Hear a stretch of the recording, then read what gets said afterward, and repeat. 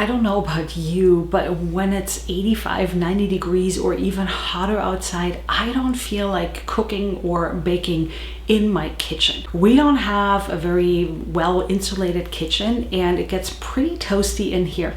So in this video, I'm going to show you how you can still make delicious food and bake delicious sourdough breads without turning your oven to 500 degrees and preheating it for an hour so that you can bake it in a cast iron Dutch oven. And I'm going to show you how you can still get a delicious dinner on the table without turning on your stove at all. And stay tuned for the end of this video because I have a little summary of what I did. For this recipe, I always like to add a certain amount of whole grains, and I am milling my own grains here in my mock mill that I am linking below if you're interested in what kind of grain mill that is. And this is a combination of rye and spelt, but you can just use whole wheat, or you can also buy whole wheat from the store. It doesn't matter. I also like to measure my ingredients with my kitchen scale. It is a lot more accurate than using cup measurements. So I highly recommend you get a kitchen scale if you don't already have one. To my whole grain flour, I'm adding regular white flour because I feel like it makes the bread a lot lighter, but it still adds more taste if you add a little bit of whole grain. Salting it, also measuring the salt, and with a Danish dough hook, I'm just giving this a quick whirl to mix up all the ingredients. Sometimes I add the sourdough starter in the water first. This time around, I did it this way. Here I'm adding room temperature water. You can actually get a better activation of your dough if you use warm water, a little bit warmer than room temperature. And this is a bread dough that gets a little bit of olive oil. I feel like it makes the crumb a little bit softer and adds just another little flavor component to the bread. Here's my sourdough starter that is overflowing and super active. I wasn't quick enough, and on a hot day, this is what happens. It gets super active, and it may be more active than you want and maybe ready before you are ready. And that's what I'm trying to work with here. You can also do this in your stand mixer. I, again, like to just, simply because it's a small dough, I like to just use my Danish dough hook here, and it looks a lot stiffer than it is. It looks like I'm using a lot of force and effort, which I'm really not. I'm just trying to get all the ingredients mixed up, and also mixing this will activate the gluten and make this a little bit better. I let it sit for about an hour, and then I do my first set of stretch and folds with very wet hands. If your dough is sticky, don't worry about it. Just make sure that your heads are really wet, and you can even wet them in between these individual ones, and then stretch and turn. Put my beeswax back on and let it sit for another half hour, and I do this 3 or 4 times, and then I let it sit again for another 60 minutes or so at room temperature. Now I'm ready to shape my dough. I'm flouring my work surface here because, like I said, it is very sticky, and I have good success doing it this way. Some people can actually get away with not adding a lot of flour, but this is a pretty sticky dough, as you can tell. And the goal here is now to shape it into a bit of a rectangle. The softer your dough is, the easier this will be, and hopefully the gluten structure has developed enough that you can just pull the sides here very gently. You don't want to break it. If it breaks, no big deal. You just fix the hole and press it back together. If it starts to stick a little bit more, you could also do this with wet hands, but I'm just like to put a little bit more flour on my hands. If you have a little thick part in the middle, as I do here, you can very gently also use your hands to pull that apart. Sometimes that happens. And the bigger you make it, the better the crumb might be. But I'm not going for perfection here. I am also just going for functional, everyday kind of bread. stretching a bit more, and then I fold it over about a third of the way and another third of the way, and rolling it up from the short side, getting it off this big pool of flour here. You can see that I'm also pulling it together from the sides. This will create some surface tension, which is what I'm really after.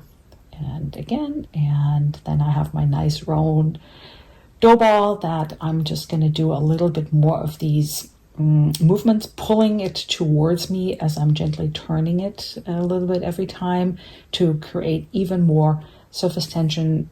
And that really helps your dough ball and your bread in the end to retain its shape and not flatten out as much into a pancake.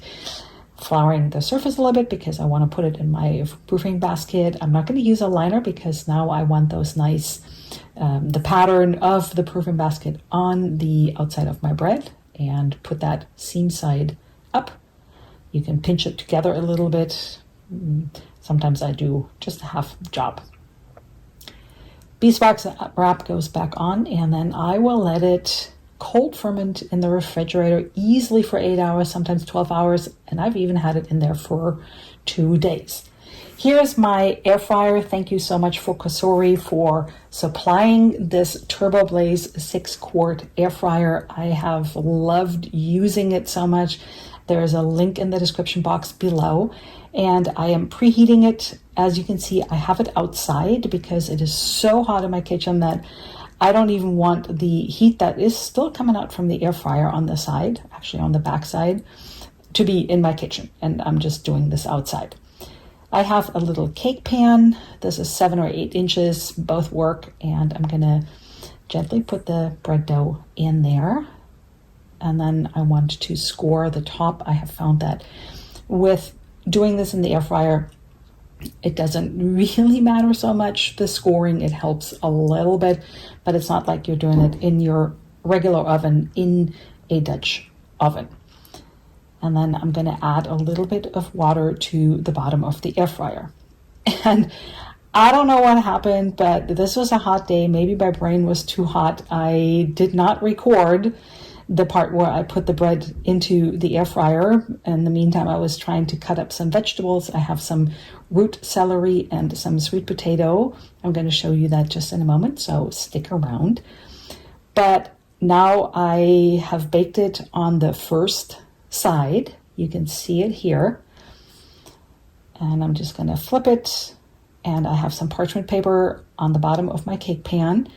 And this is a little bit different about baking bread in the air fryer, that it does stick to the parchment paper a little bit because it's still really wet, because most of your heat, actually all of your heat, is coming from the top heating elements, and there's no heat from the bottom. Yes, it swirls it around, but it is really just from the top. That's why I'm flipping the bread over, and I did 15 minutes on the first side, and I'm going to do another 15 minutes on the second side. Let's check it. There is really no better way to check it than using a thermometer. And this bread dough is kind of pushing it with this size air fryer because, as you can tell, it did touch the heating elements just a little bit. Didn't burn it, but it got a little brown. And I'm going for about 200 degrees Fahrenheit. If it's 190, it's still okay, but this was less than that. What I will do in that case is turn it back on its first side and lower the temperature to 330 degrees Fahrenheit, and then do another 10 or 12 minutes, and then just check on it and see when it's ready, and check that with my thermometer. All right, let's see what it's doing. I'm going to put the thermometer in there again. These digital thermometers are just fantastic for that kind of job. And sometimes it takes a while before it actually reads the whole temperature. So just be patient. And this is done. I'm going to take it out and let it cool. The hardest part about baking bread is not eating it right when it comes out of your oven or air fryer, but letting it really cool down because the dough is still setting on the inside. Here's what I wanted to show you, because there's so many things you can do with your air fryer, even on a hot day. You don't need to turn on your stove. I cut up some fries, if you will, sweet potato fries, and the root celery, which is a little bit more rare. And then over here, I have some purple broccolini. I always love finding vegetables that aren't so common. The stems here, the little dry ends, will get steamed and I feed to the dog. And then I cut the rest up and put them in my bowl over here. And I have some avocado spray. You can also drizzle oil directly over it, but I find with the spray I get a little less oil and I get it coated a little bit better. And the heads here are a little bit more fragile, so I'm going to spray them a little bit more. And these broccolini don't take very long, but it's amazing what you can do in air fryers. You can make all sorts of meats in there, chicken thighs, chicken breasts. You can fry sausages. You can do steaks in there. This air fryer comes with a whole recipe booklet and a link to online recipes. And I have to say that on these hot days, it is really a godsend, because as you can see, we have it outside and we're not blowing any hot air in an already hot kitchen, which is so nice because I don't want to cook when it's 90 degrees out. We have this little table here, and this is going to look really clumsy because I am trying to do this on camera and with a spoon here and showing you what my sweet potato fries and my root celery fries look like. And it looks like I'm doing more work than I need to, but I'm also trying to prevent the drawer from falling out and not adding too much pressure here. So sorry for looking a little clumsy. I guess that in the heat, I'm really not at the top of my game. Now I will do the broccolini. One of the things though is that you have to do things one after another. You can't do it all at once, but I figured that the broccolini is going to be faster and the sweet potato and celery fries are going to retain their heat a little bit longer, but you can always put them back in and reheat them a little bit. Let's check on the broccolini. I hope that I have given you some inspiration. Oh, this is so good. It's really crisp and delicious, absolutely delicious. I hope you will give this a try, or try other vegetables that you have not thought about putting in an air fryer. There's barely anything that you can put in there. Obviously anything that's liquid and it's just going to fall through the cracks of the insert of the basket. But other than that, there's really endless possibilities, and pretty much everything you can imagine you can air fry, roast, or reheat in there. It even has a proofing setting, which works well for your sourdough starter maybe, but not so much for the actual bread dough, because I did the cold ferment. And oops, oh my gosh, it is so good, crispy, yummy, delicious. The next morning, I did actually keep my hands off of the bread. I am cutting the bread, and let's see what it looks like on the inside. Perfect, even crumb, and the taste could not be any better. Love it. Do I think that the air fryer is a one-to-one replacement for your regular oven? I don't think so. However, the choice would be to not bake bread in the hot summer or use an air fryer, and the size of your air fryer will limit a little bit the size of your bread. So in my air fryer, my breads come out a little bit smaller. They don't rise quite as much, and I, have some limitations, but I think it's a perfect alternative and a good way for us to still get homemade fresh bread without creating a lot of heat in our kitchen. And thank you so much to Quasori for this air fryer. Let me know if you have any questions. Leave me a comment below. Thank you so much for watching, and I'll see you in the next video.